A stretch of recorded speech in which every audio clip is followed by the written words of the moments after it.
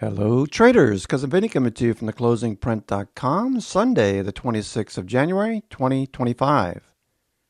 In this edition of your weekend video newsletter, we'll discuss the S&P 500 making new all-time highs at 6128 in the cash market.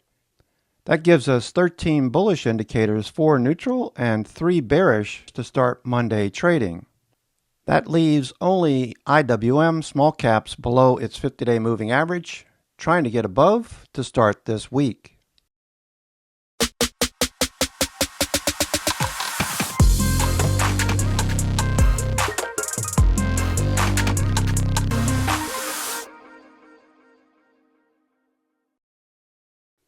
Starting off Monday, we'll have a neutral to bullish bias at the upper Bollinger Bands, RSI above 50.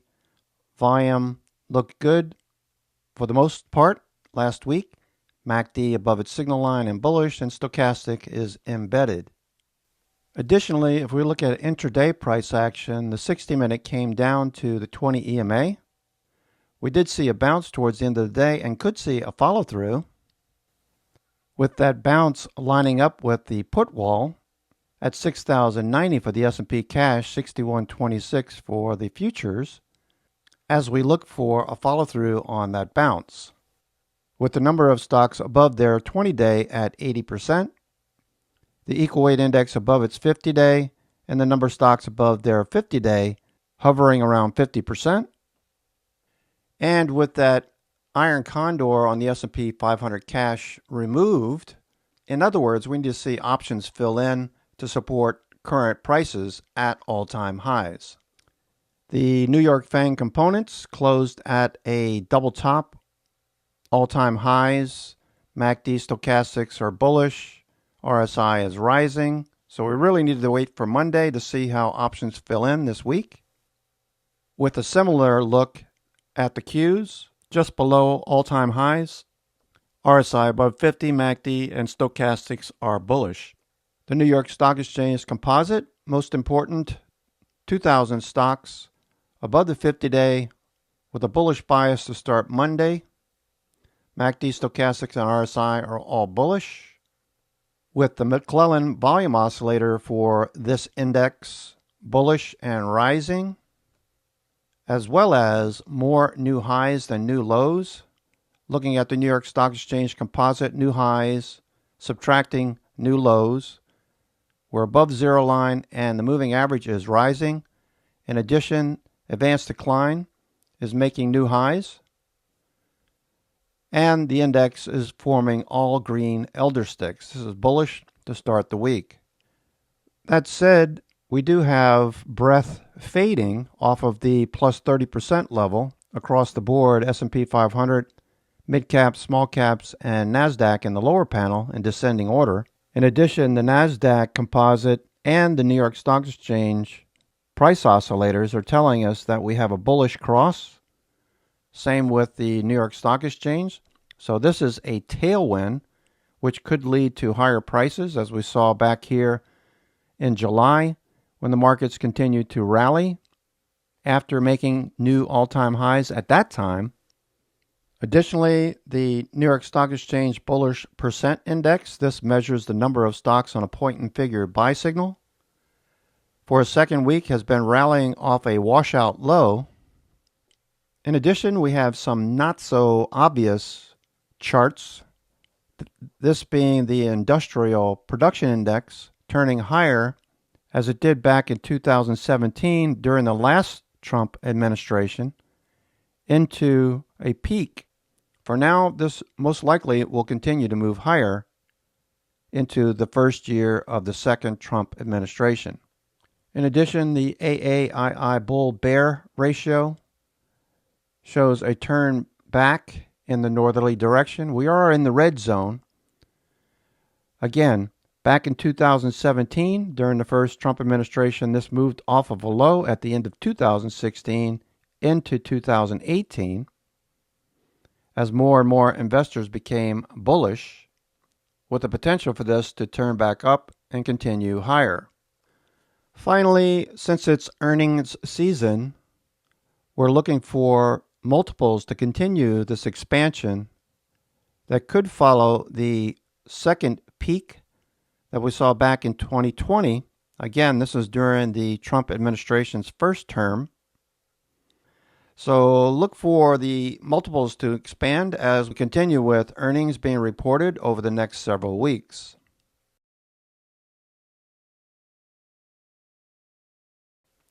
Junk bonds are also giving us bullish indications. In addition to IBB, biotechs moving off the lows, the green line, with IWM at the 50-day, as we discussed, looking for that to push a bit higher as well. Crude oil is fading. That's good for the consumer. Bitcoin is rising, and advanced decline is moving higher. Finally, we got the 10-year fading back to a more neutral stance in an overall bullish trend. And with this tight Bollinger Band situation and the 10-year moving sideways, we'd like to see this pull back towards the 50-day if we're going to test the all-time highs again this week, or if it starts to move higher, that would be a headwind for U.S. equities this week. Along with a fade in the U.S. dollar, as you'll recall, President Trump in his first administration wanted a weaker U.S. dollar in order to boost U.S. equity prices. Currently, we're below the 50-day and appear that we are starting to form what looks like the second part of a head and shoulders pattern, perhaps, with a most important loss of the 50-day presently bullish for equities. Brent crude, West Texas crude, and gasoline all faded last week as well, so that's good for the consumer's pocketbook. While copper, a leading economic indicator, attempting to put in a higher low, this would be bullish for equities, and particularly with construction-related names, home builders, etc. Look for this to follow through. As the economy starts to expand, we'd expect to see copper reflect that bullish sentiment and move back towards those September highs.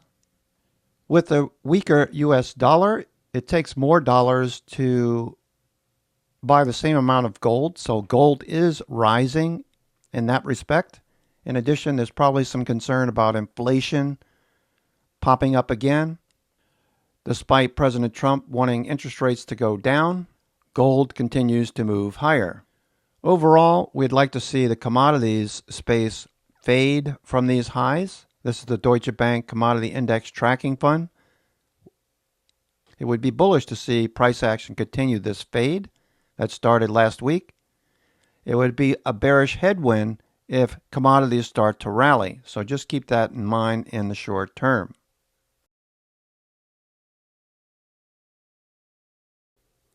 Sectors, for the most part, have bounced over the last couple of weeks.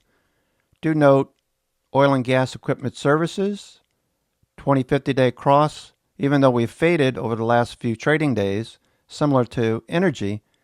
XLE has a 20-50-day cross coming if we can continue to see the 20-day turn back up and price bounce in those names.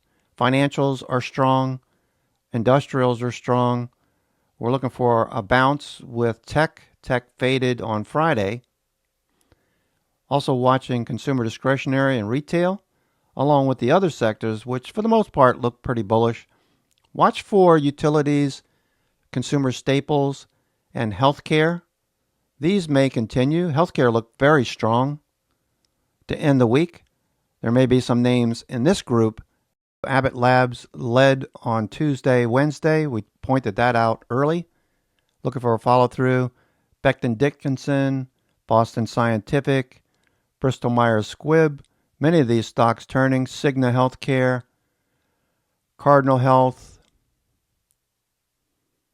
DaVita.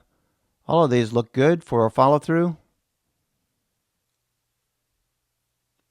Quest Diagnostics, TGX, that looks good. Stryker Corp, Flag looking for a breakout. Thermo Fisher, Instruments, Waters Corp looking good, and Zoetis turning the corner. Could see a trend break on Zoetis in the short term.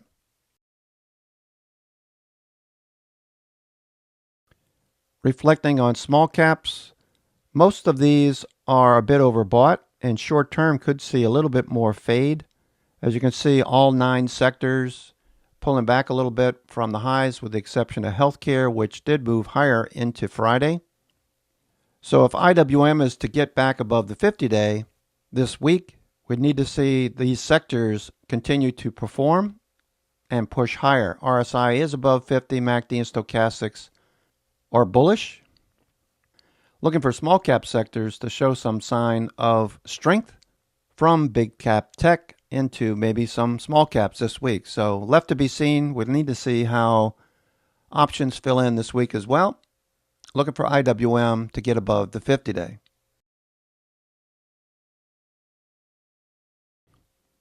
We're looking for these stocks down below in the IBD 50 watch list to continue higher. There's quite a few stocks that we've traded recently.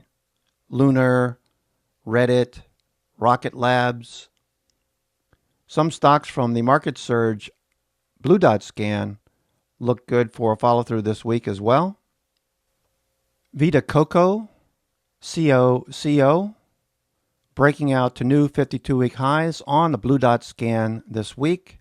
Look for a follow-through as relative strength continues to outperform. Note earnings are tentatively scheduled for March the 3rd. Consensus Cloud Solutions, stair-stepping higher. Earnings just shy of 30 days from now. QFIN, looking for a breakout. Note relative strength is at 97 and price is ready to break through that $40 level. Bloom Energy, last week, many of you mentioned this one. 98 on the relative strength with earnings in 2 weeks. CADR, looking for a handle perhaps or a breakout above that 120 level with earnings in just over 30 days. Meta Platforms, also on the Blue Dot scan, broke out on Friday to new all-time highs. Looking for a follow-through. Check out the earnings, $22 per share in 2024, projected $25 per share in 2025, a 12% increase, growth rate at 18%, with a 99 composite rating, volume above average. Looking for Meta to continue this week. Arista Networks made new all-time highs, and something I've noticed on many of these IBD 50 stocks that we could see a little fade to start the week, but this overall is a very bullish pattern. The same goes for Deckers Outdoors, consumer discretionary, footwear. Nice little flag and a bigger cup and handle pattern. A base over the last several weeks. Remember Twilio, how Twilio did something similar? Based for several weeks, 7 weeks to be exact, and then broke higher.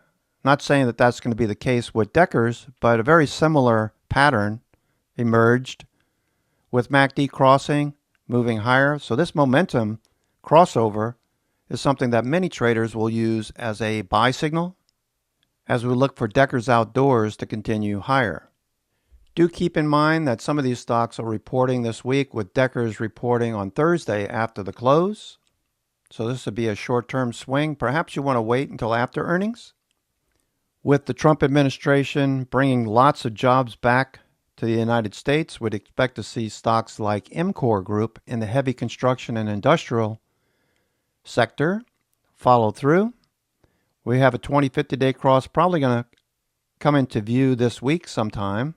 RSI is above 70, with the company reporting on February 26, a month away. And all 4 metrics green, with 60% earnings growth and 15% revenue growth. When you have a bullish technical chart and all the fundamentals are green like this, you have a higher probability of a follow-through into earnings just over a month away. Fortinet consolidating last week. Technology faded on Friday, bearish engulfing. We'll see if it breaks out. While software subsector pushes back above the 20 and 50 day, we could see this rally as well. Grail Inc. on the IBD 50 this week, symbol GRAL. Big pop last week. A company involved in cancer detection early in the cycle so that it can be cured more effectively. Based out of Menlo Park, California. Obviously, institutions like it. We had a nice pop on volume, MACD, stochastics, RSI rising. I'd be looking for a flag or consolidation. Similar to what we did last time, it surged higher, flagged, consolidated, and then followed through several weeks later. So I wouldn't chase it up here, but it does look good. Just want to bring it to your attention. Hims and hers consolidated over the last few weeks. The gains that we saw from September into the peak in November. So we're looking for this to fill out, perhaps test that 34, 35 level in the short term. MACD and RSI both bullish going into this week. Robinhood, Charles Schwab, IBKR, all of these pushed higher last week. Here's Schwab with a nice pop. IBKR also on the IBD 50 again. For like the 5th month in a row, IBKR continues to populate the IBD 50. Nice breakout on Friday. Again, don't chase it. Look for another base. Last time it gapped up like this back in November, flagged for a couple of days, and then took off to the upside. Keep an eye on RSI showing muscle. That's telling you the strength of the trend is persistent and bullish. Volume indicates institutions are falling all over themselves buying shares. Just don't chase it. Look for dips and for flags and consolidation for better entries. Lunar and Rocket Labs, both of these moving higher last week. Bullish trends. 20-50 day crossed over back in August. Looking for a follow through in both of these names, with Rocket Labs forming a base at highs. 20-50 days still rising. MACD has crossed and RSI is above 50.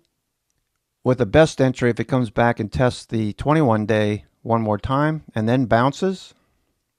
With the company not reporting again until February 25th.